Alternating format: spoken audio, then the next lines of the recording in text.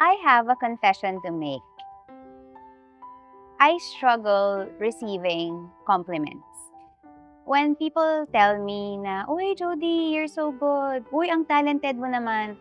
Yes, oo, nagpapasalamat ako. Pero most of the time, naiisip ko rin na, siguro sinasabi lang nila yan sa akin kasi kaharap nila ako and they just wanna be polite. Though I'm grateful for all the awards that I have received through the years, pero alam nyo, ang dalas ko ring pinagdududahan kung talaga bang deserve ko lahat ng yun? O baka naman natsambahan ko lang? Or for some weird reason, napagtripan lang ako ng universe. Naranasan nyo na rin ba to sa career, sa relationship, o sa ibang aspeto ng buhay ninyo? Ang hirap, no? Kasi mukhang yung ugat mismo nung doubts, nung ating worries and skepticism ay ikaw, tayo. And for today's episode, we're talking about imposter syndrome. Yan yung boses na nagsasabi sa atin na you are not enough. Even though we definitely are. Alamin natin why it shows up and how we can quiet it down. Friends, welcome to Live Light. The term imposter syndrome was coined by psychologists Dr. Pauline Clance and Dr. Suzanne Imes in 1978. Ito yung paglabas ng doubts, insecurities, at ng fear of being exposed as a fraud or an imposter. Yung feeling na may na-accomplish o napagtagumpayan ka dahil lang sa isang weird stroke of luck. Kahit naman na alam mo sa sarili mo na may sapat namang patunay na pinagsikapan mo at deserve mo yung recognition o promotion or even yung affection na yon.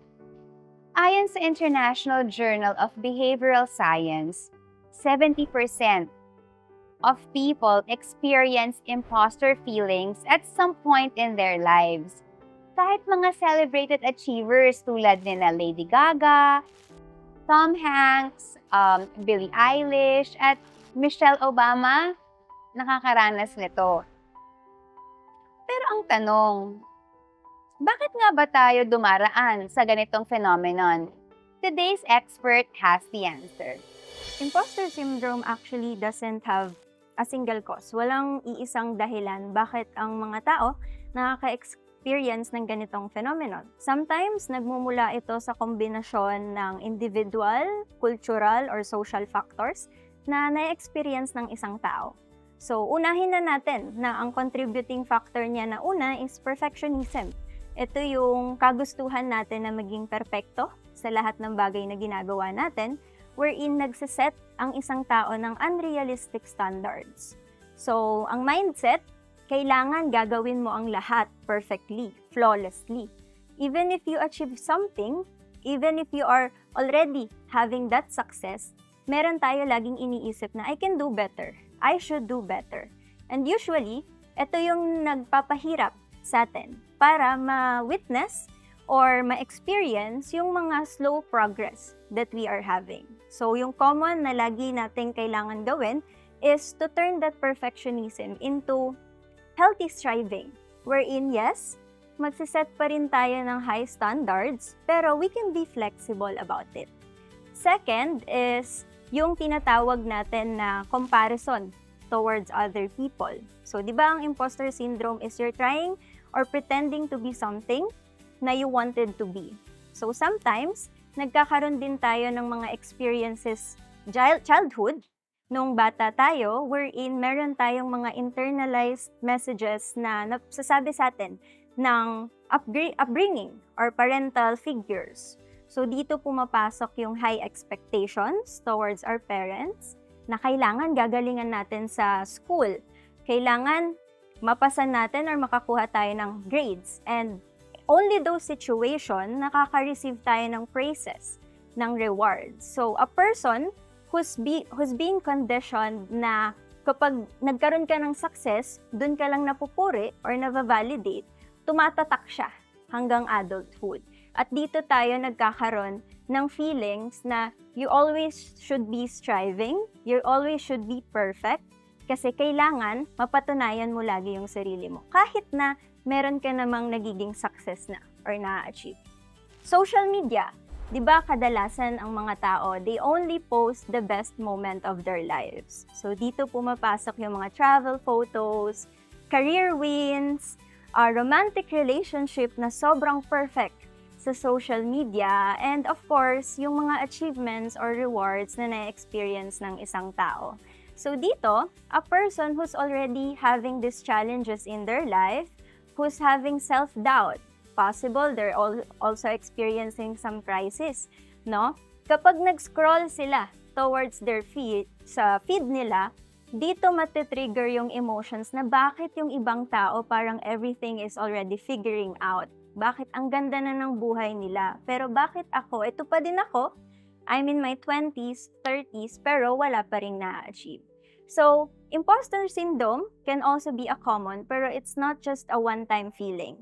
Ito ay becoming a pattern already on how you see yourself, how you think, how you feel, and how you act towards other people. So, ang lagi lang nating tatandaan is, ang imposter syndrome kasi, it's not about seeing your lack of ability. Pero it's about what and how you perceive your ability. Minsan, nakaka-derail ng growth ang imposter syndrome. This inner saboteur makes us question our abilities, our strength, and our worth.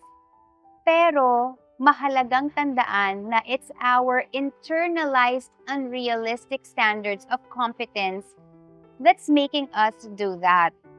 Here are some real practical tools on how to deal with the imposter syndrome. Number 1, identify it and name it. Sa tuwing may papasok sa isip mo questioning your competence, don't attribute it to yourself. Identify it as the imposter syndrome that's trying to pull you down. That way, buo ang loob mo in setting this voice aside and in strengthening your confidence to own your accomplishments. So, name it, call it out, at ipakita mong mas malakas ka rito. Number 2, document or record your own wins. Whether you write it on your journal or you save photos and videos of your career milestones or keep uplifting messages from your mentors, friends, and family, malaking tulong to sa pagpapalakas ng paniniwala at tiwala mo sa sarili mo. Evidence of your victories will prevail over imagined worries and anxieties. Totoo ang mga pagkapanalo mo at may karapatan kang ipagdiwang ang mga yon. Number 3, look at failure from a different perspective. Let's say may boo-boo sa work. You committed a mistake. Don't crucify yourself for it. Sabi nga ni Brené Brown, vulnerability is not weakness. It is the birthplace of creativity and change.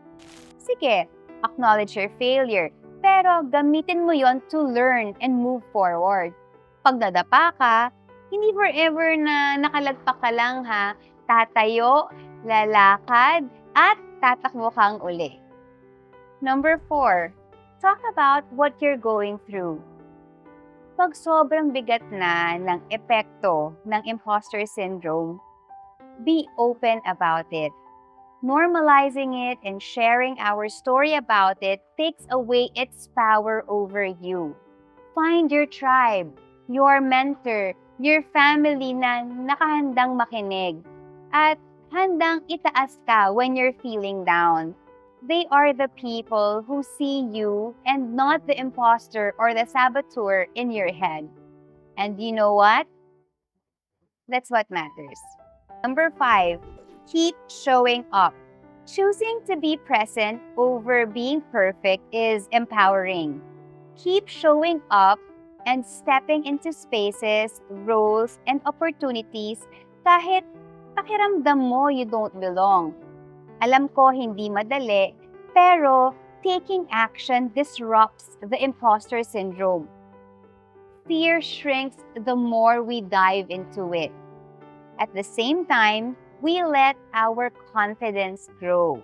Kaya sa tuwing mag-show up ka, kahit na kinakabahan ka, nababasag ang false narratives na hindi ka magaling, hindi ka dapat nandito, at mas mangingibabaw ang you deserve to be here because you are more than enough.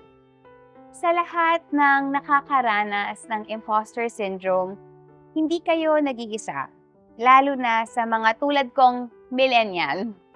Recently, studies have been consistently showing that millennials report the highest levels of imposter syndrome. Tataka ka, no? Bakit? Kasi we were raised with high expectations from the previous generation. Sa kabila ng iba't ibang instabilities and shifts sa mundo natin, tayo rin ang naunang mag-navigate sa online world, exposing us to constant comparisons on social media. Most of us tied our self-worth to achievements. Samantala, ang mga Gen Z naman are less susceptible to imposter syndrome because they deal with it differently. At sa totoo lang ha, we can learn something from them na pwede nating i-apply ang approach nila rito. Because first, they openly talk about mental health. May awareness sila about what they think and how they feel.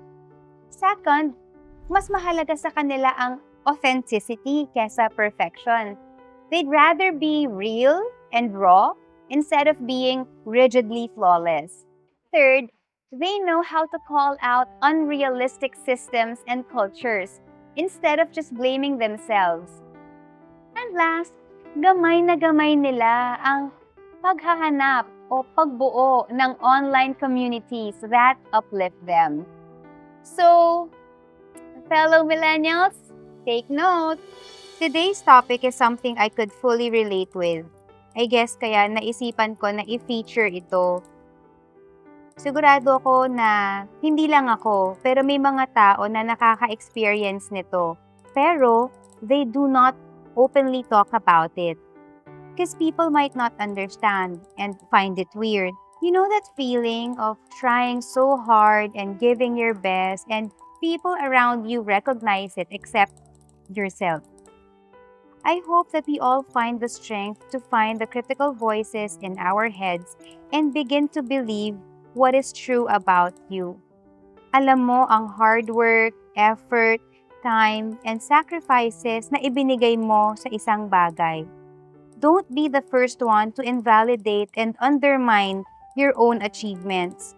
Instead, celebrate your wins. Deserve natin to. And by the way, kung dumating man na walang maniwala sa'yo, dapat ikaw yung unang-unang naniniwala at nagpupunyagi ng kakayanan mo. Friends, remember that voice in your head is not the truth. You are not an imposter. You are in progress. Itag nyo sa comments ang friends nyo who needs to hear this.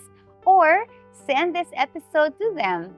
And curious ako, what's one win you are finally going to proudly own or claim today?